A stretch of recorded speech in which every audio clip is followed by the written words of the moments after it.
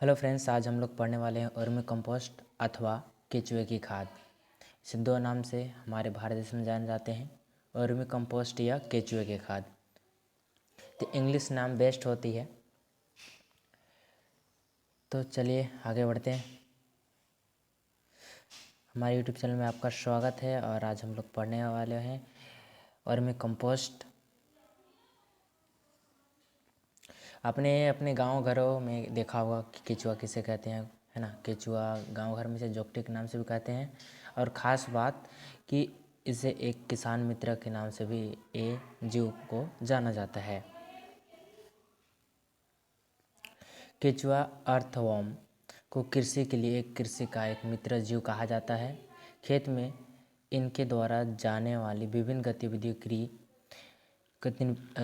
क्रिया के दृष्टिकोण से काफ़ी लाभदायक होता है, परंतु आजकल इनका उपयोग आर्थिक उद्देश्य के लिए भी किए जाने लगा है ना। क्योंकि केचुए से उत्तम गुणवत्ता वाली खाद भी तैयार की जाने लगी है, जैसे केचुआ खाद, है ना। केचुआ खाद या वर्मी कंपोस्ट के नाम से जाना जाता है। किसान केचुए खाद का अपने खेत में उपयोग कर महंगे रासायनिक उर्वरकों को विकल्प तैयार कर सकता है। केचुए की खाद में अन्य कार्बनिक खादों की अपेक्षा पोषक तत्वों की मात्रा अधिक पाई जाती है।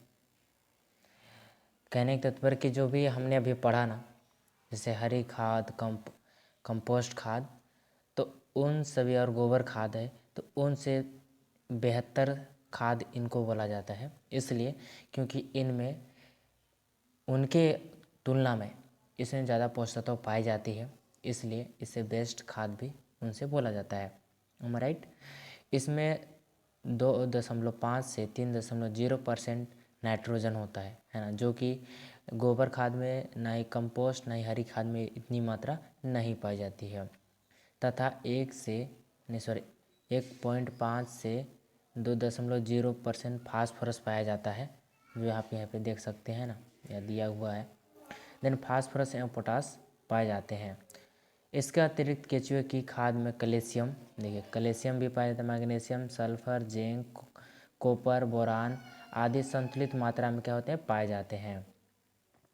केचुए की खाद बनाने में प्रयुक्त की जाने वाली विभिन्न पदार्थ एवं खाद बनाने की विधि निम्नानुसार नीचे दी गई है।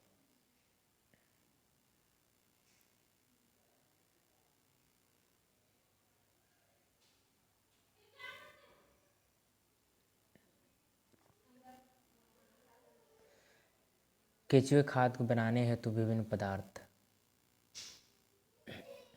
Different material for vermi compost.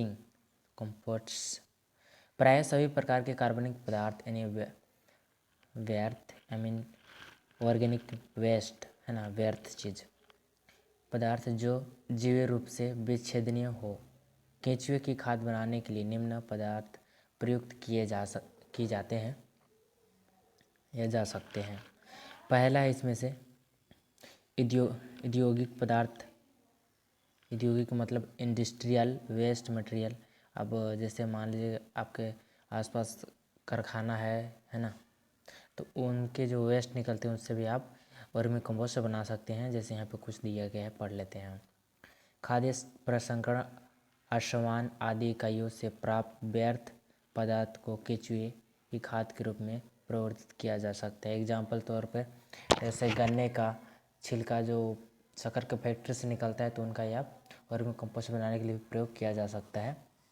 या तो उसे ईंधन के रूप में अधिकतर उपयोग करते हैं, बट अगर चाहेंगे तो इसे भी यूज कर सकते हैं। देन इसके बाद दूसरा बात कर लेते हैं शहरी व्यर्थ पदार्थ यानी सिटी वेस्ट मटेरियल। शहर में रोड के किनारे रखे अथवा आवासीय परिसरों से प्राप्त विभिन्न पदार्थों को जलाकर नष्ट कर दिया जाता है। इन सभी कार्बनिक पदार्थों को केचुए की खाद में बदला जा सकता है। अब देखा होगा कि आवासीय या परिसर या नदी रोड किनारे जो भी कचरा की ढेर रहती है उसे क्या करते हैं, जला देते हैं। बट यहाँ पे ये बताया जा रहा है कि आप उसे वर्मी कंपोस्ट में बदला जा सकता है या बना सकते हैं। यह न केवल शहरों को स्वच्छ रखेगा, बल्कि उपयोगी उत्पाद केचुए की खाद के रूप में भी उपलब्ध कराएगा, है ना। यहाँ पे तीसरा दिया हुआ जानवरों का गोबर यानी एनिमल्स डंग्स, है ना। तो जानवरों को गोबर को क्या बोलते हैं, डंग्स भी बोलते हैं, है ना, डंग, तो याद कर रख लीजिएगा। गाय बैल आदि गोबर, भेड़ घोड़ा एवं बकरी का गोबर तथा कुक्कुट्स का बिट्स इत्यादि का प्रयोग भी यहाँ किया जा सकता है। देन इसके बाद चौथा यहाँ पे दिया हुआ है गोबर खाद का गोबर गैस का गारा। कहने का तात्पर्य कि इस टैंक में गोबर गैस आपने देखा होगा कि इस टैंक में गोबर भरा जाता है और उसमें पानी रहती है और उसी के थ्रू बिजली उत्पादन किया जाता है। तो जो भी वेस्ट मटेरियल जो रहती है वे जो भी वेस्ट मटेरियल है उनको भी आप वर्मी कंपोस्ट के रूप में बदल सकते हैं, है ना। यहाँ पे भी बताया गया है, तो चलिए पढ़ लेते हैं यहाँ पे।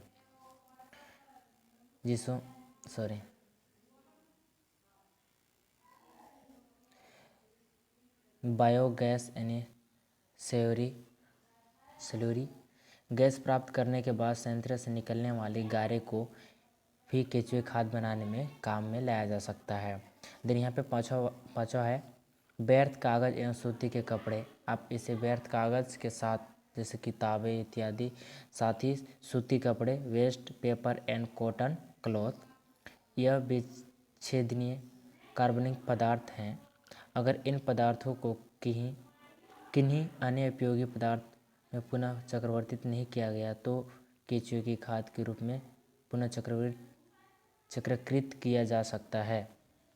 मतलब अगर आप पेपर, है ना, वेस्ट पेपर या कॉटन क्लॉथ का अन्य उपयोग नहीं कर सकते तो आप एक इससे ये भी कर सकते हैं, आपके पास एक विकल्प है कि आप उसे केचुए खाद के रूप में भी परिवर्तन कर सकते हैं। यहाँ पे छठवां दिया गया है वानिकी अवशेष यानी फॉरेस्ट्री रेसिडस। इसके अंतर्गत सभी विभिन्न प्रकार के पौधे की टहनियाँ, छिलके, लकड़ी, है ना, लकड़ी, बुरादा या लुगदी आदि आते हैं। इसके अतिरिक्त जंगल से एकत्रित पत्तियों से भी कुछ खाद बनाई जा सकती है। यहाँ पे सातवां टॉपिक दिया हुआ है कृषिगत अवशेष यानी एग्रीकल्चरल रेसिड्यूज। इसमें वे सभी पदार्थ जो कृषि उत्पादों की कटाई छटाई के बाद छोड़ दिए जाते हैं जैसे ताना, पत्तियाँ, भूसा, छिलका, सब्जियाँ के व्यर्थ पदार्थ, बागानों की पत्तियों तक गन्ने के व्यर्थ पदार्थ। मैंने आपको पहले ही बोला था गन्ने के व्यर्थ पदार्थ से भी वर्मी कंपोस्ट बनाया जा सकता है। तेरे हमारे वर्मी कंपोस्ट यहाँ पे ख़त्म होती है शायद, और हम लोग ख़त्म नहीं होता है। खाद बनाने के पदार्थों का प्रारंभिक उपचार है तो हम लोग पढ़ते हैं यानी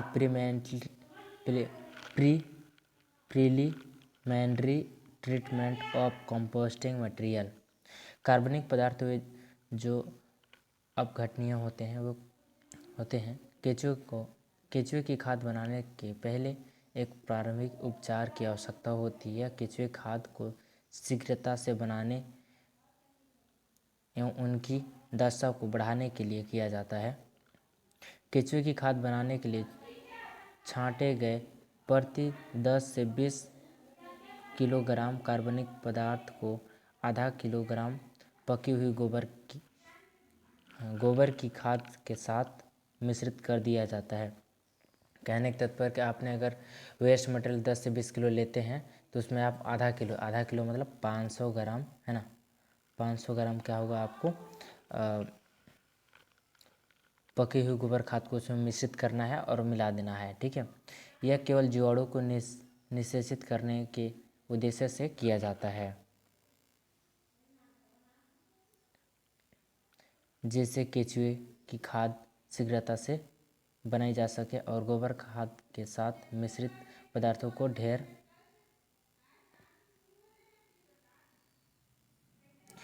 लगाकर प्रति 20 किलो पदार्थ और 5 लीटर पानी का छिड़काव कर रख दिया जाता है। इन ढेरों में 3 से 7 दिनों के लिए हमेशा नम बनाए रखने चाहिए। मतलब आपको बोल सकते हैं कि सप्ताह भर पानी उसमें देख रेख करना है कि उसमें नमी है या नहीं। अगर नहीं है तो उसमें पानी का छिड़काव करें एवं बीच बीच में इन्हें पलटते रहना चाहिए और उन्हें पलटते रहना है ना, फावड़े या बेलचा के सहारे, है ना।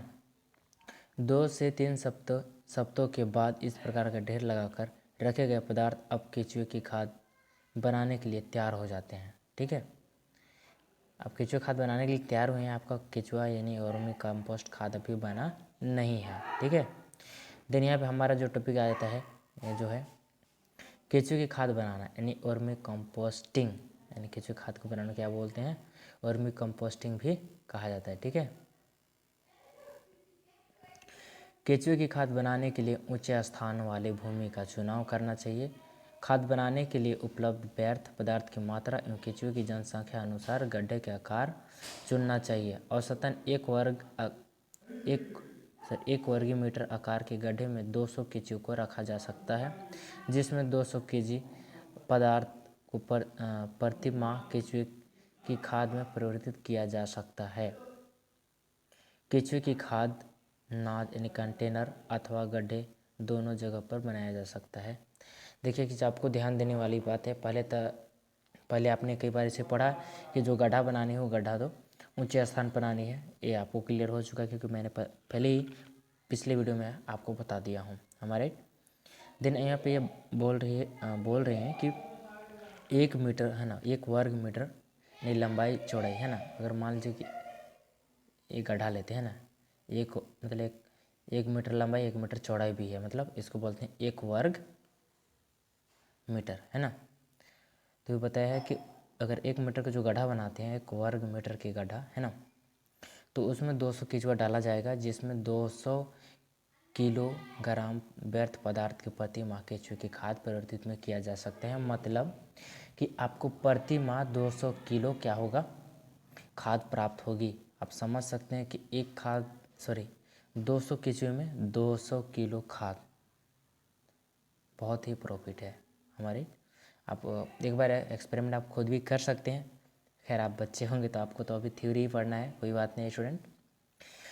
देन इसके बाद बात करते हैं, यदि व्यर्थ एवं केचुए पदार्थ पर्याप्त मात्रा में उपलब्ध हो तो चयनित भूमि की साफ सफाई कर 40 फुट लंबी और 3 फुट चौड़ी एवं 2 फुट गहरा गड्ढा बना लेना है। एक बार फिर से सुनिए कि आपको क्या करना है। फर्स्ट ऑफ ऑल कि आपको क्या है, पहले तो गड्ढा बनाना है कितना, 40 फुट का, कितना लंबाई, फिर 3 फुट क्या करना है, चौड़ा करना है, फिर 2 फुट क्या करना है, गहरा गड्ढा बना लेना चाहिए। ठीक है, बना लेना है। देन इसके बाद बनाए गए गड्ढे की निचली सतह पर 2 से 3 इंच मोटी परत बनाया है ना। मोटी परत चाहे कोई भी जैविक अपघटनीय है ना पदार्थ को बिछा देना चाहिए। आप या तो गोबर डाल सकते हैं या तो सड़े गले पदार्थ या पुआल भी डाल सकते हैं इसके जगह पे है ना।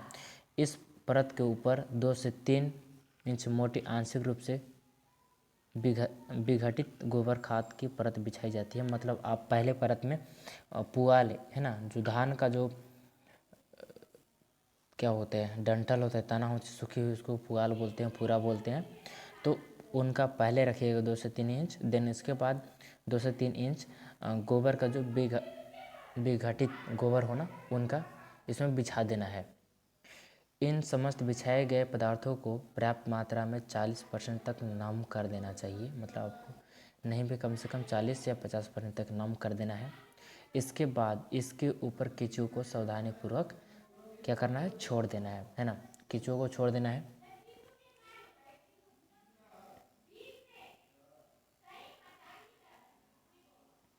इसके बाद प्रति वर्ग मीटर लगभग 150 केचुए छोड़नी चाहिए है ना।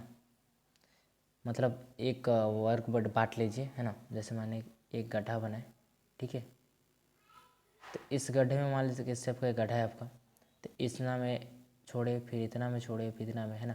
एक वो बना लीजिए कि आपको इतना में छोड़ना है। जैसे फर्स्ट ऑफ ऑल इतना में छोड़ना है, इतना में 150, इतना में 150, इतना में 150, ऐसा करके आप क्या कर लीजिए, बांट लीजिए। फिर उसके बाद धीरे धीरे जो आप वेस्ट मटेरियल इतना में डालें, फिर वेस्ट मटेरियल भरिए, फिर इनका डालिए, फिर वेस्ट मटेरियल डालिए। तो इस तरह का आप भर सकते हैं ना। फिर इसके बाद क्या बोलता है,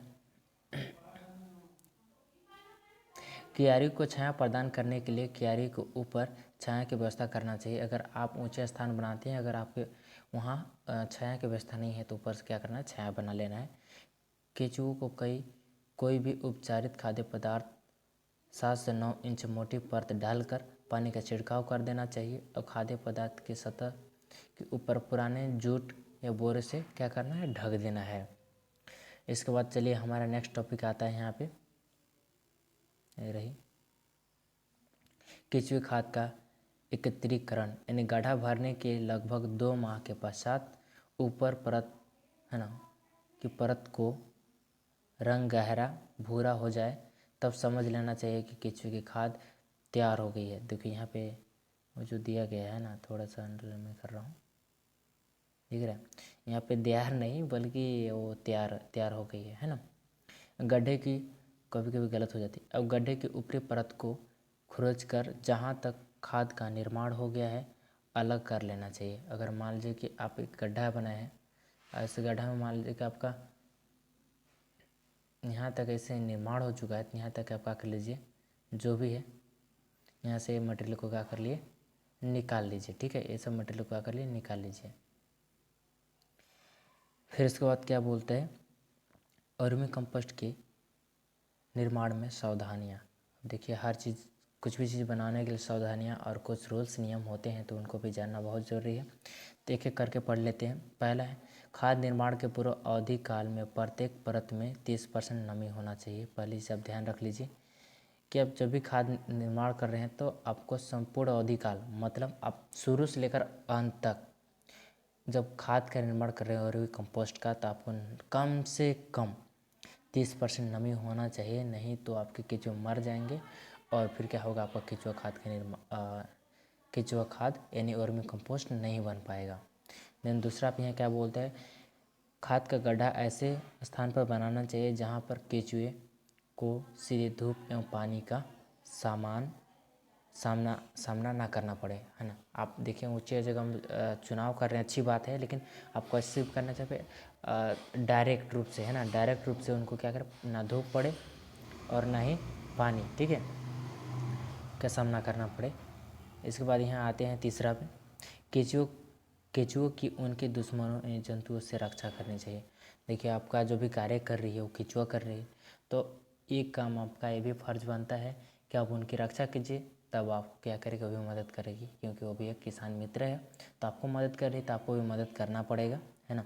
अब उनके दुश्मनों से उनको बचाना पड़ेगा, तो आपको खाद ऑलरेडी आपको तैयार हो जाएगा। फिर चौथा यहाँ पे पढ़ लेते हैं, खाद बनाए जा रहे पदार्थों में प्लास्टिक, कांच एवं पत्थर आदि नहीं होना चाहिए। आपको एक चीज़ इनका भी ध्यान रख लेना होगा।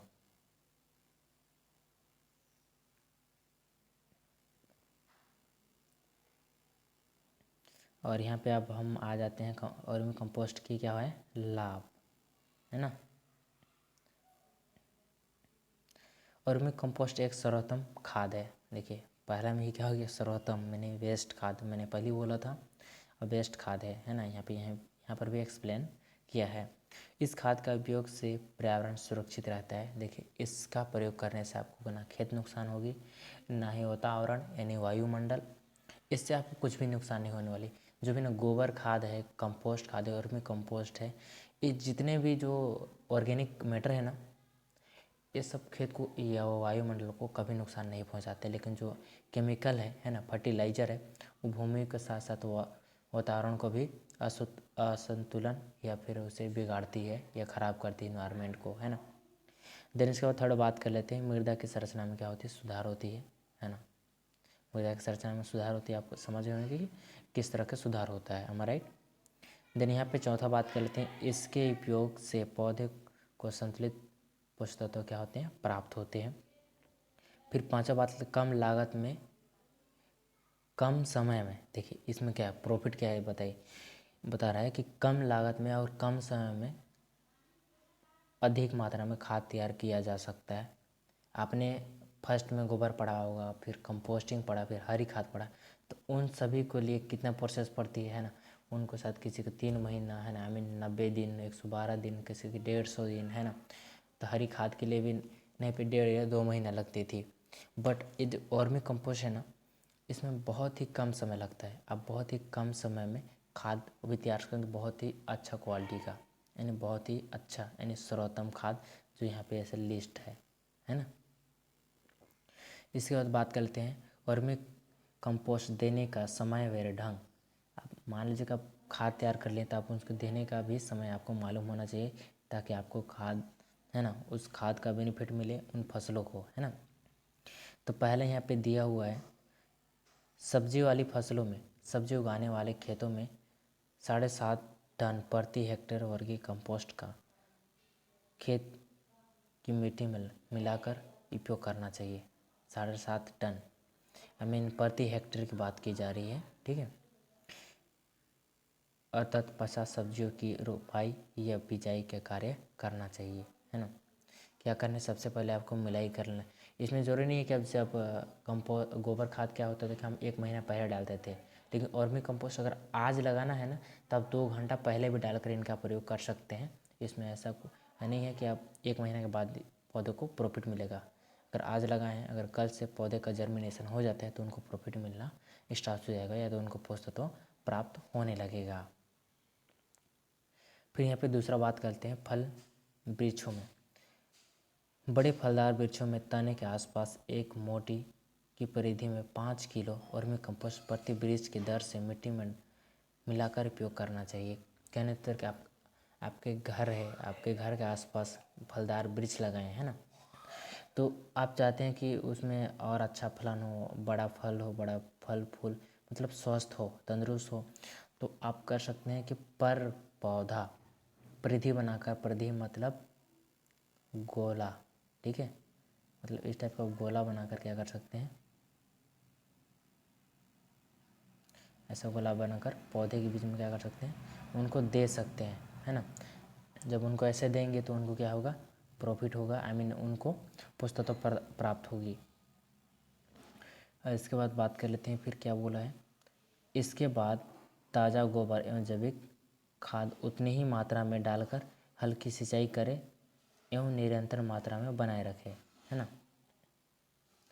और समय समय पर वृक्ष के ताने के आसपास गोबर वनस्पतिक अवयव डालते रहे, जिससे केंचुए अपना भोजन प्राप्त कर सके और उन्हें खाद के रूप में प्राप्त हो। और वर्मी कंपोस्ट से वृक्षों में निरंतर पोषक तत्व मिलते रहेंगे। फिर यहाँ पे हमारा तीसरा टॉपिक आ जाता है, विभिन्न फसलों में विभिन्न फसलों में वर्मी कंपोस्ट का उपयोग बुआई के पूर्व यानी नमी की अवस्था में 5 टन प्रति हेक्टेयर, वहाँ पे 7.5 बोला था, यहाँ पे 5 टन। तो देखिए कभी कभी फसलों के अनुसार कभी चेंज होते रहता है ना, बट सम डिफरेंट है, कुछ ही डिफरेंट है, प्रति हेक्टेयर के दर से करनी चाहिए। इसके अतिरिक्त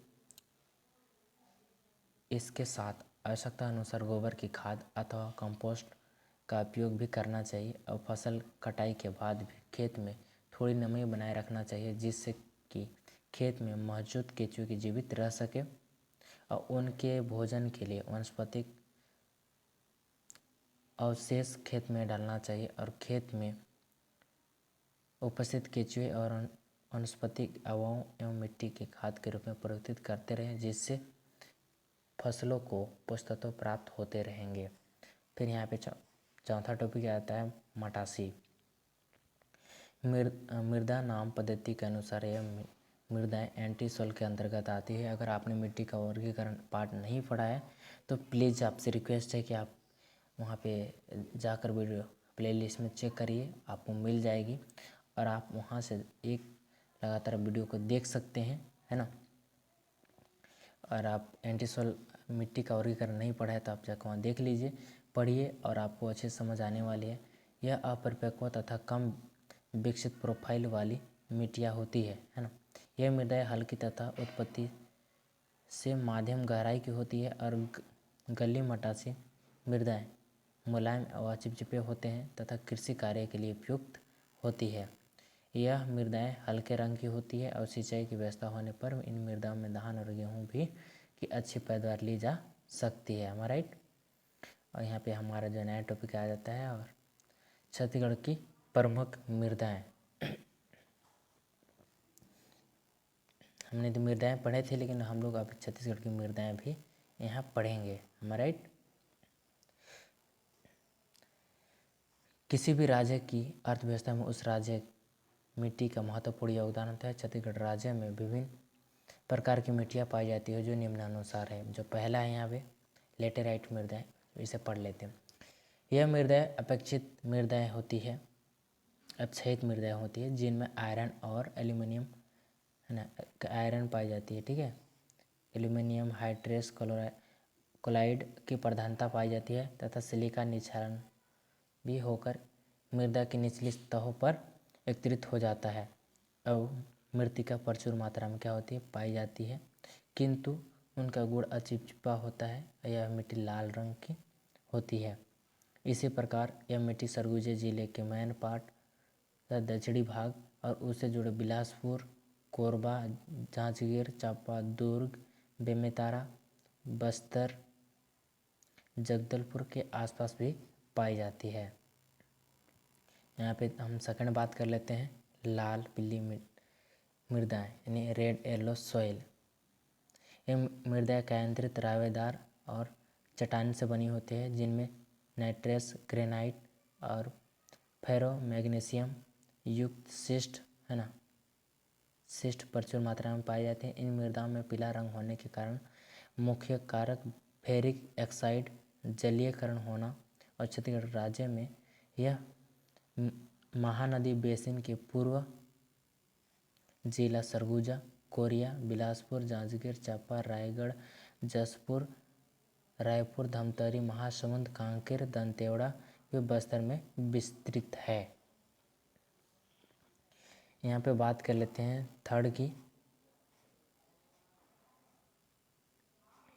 तो यहाँ पे थर्ड है काली मृदा यानी ब्लैक सॉइल। लोह और जीवांश की उपस्थिति के कारण मिट्टी का रंग काला हो जाता है, यह काला होता है। अब पानी पड़ने पर यह मिट्टी चिपचिपा हो जाती है या चिपकती है। सूखने बाद एक बड़ी मात्रा में क्या होती है, दरारें आ जाती है और मिट्टी ज्वालामुखी के फटने या उनके लावे से बनती है। अतः यह अधिक मात्रा में खनिज तत्वों में पाए जाते हैं। इनमें मुख्य पोषक तत्व लोहा है, मैग्नीशियम, चूना, एल्यूमिनियम, खनिजों, जीवांश एवं पर्याप्त फास्फोरस, नाइट्रोजन, पोटास का अभाव होता है। देखिए इस खेत में क्या होता है कि जीवांश है ना, जीवांश की मात्रा पाई जाती है जिसमें नाइट्रोजन, फास्फोरस की अभाव होती है। देन काली मृदा रायपुर जिले के मध्य, बिलासपुर, राजनांदगांव जिले के पश्चिमी भाग, कवर्धा जिले में पाई जाती है। यहाँ पे हम चौथा बात कर लेते हैं लाल बुलई मृदा यानी रेड सैंडी सॉइल। इनके रावेदार महीन व रेतीले, इनमें लाल हेमेटाइट और पीले हेमेटाइट येलो ऑक्साइड के मिश्रण के रूप में होने से लाल पीला रंग होता है। इसमें लोहा और एल्यूमिनियम तथा कड़ज के अंश भी पाए जाते हैं। दुर्ग, राजनांदगांव, पश्चिमी रायपुर, बस्तर संभाग इनका विस्तार है, मतलब इन क्षेत्रों में पाई जाती है। यहाँ पे पांचवा बात कर लेते हैं लाल दोमट मृदाएँ है ना। दक्षिणी पूर्वी बस्तर जिले में यह मृदाएँ पाई जाती है। इनका निर्माण नाइट्रस, डायोराइड और आदि चिका के प्रधान व अम्लीय चट्टानों के द्वारा होती है। ये कुछ शॉर्ट जानकारी थी, मतलब इसको छोटे शब्दों में यहाँ पे बताया गया है। देन इसके बाद जीवाणु उर्वरक के बारे में बात कर लेते हैं। सॉरी आज के लिए इतनी ही। जीवाणु उर्वरक हम कल से पढ़ेंगे। ठीक है, आज के लिए इतना ही। तो थैंक यू यहाँ तक वीडियो देखने के लिए। जय हिंद।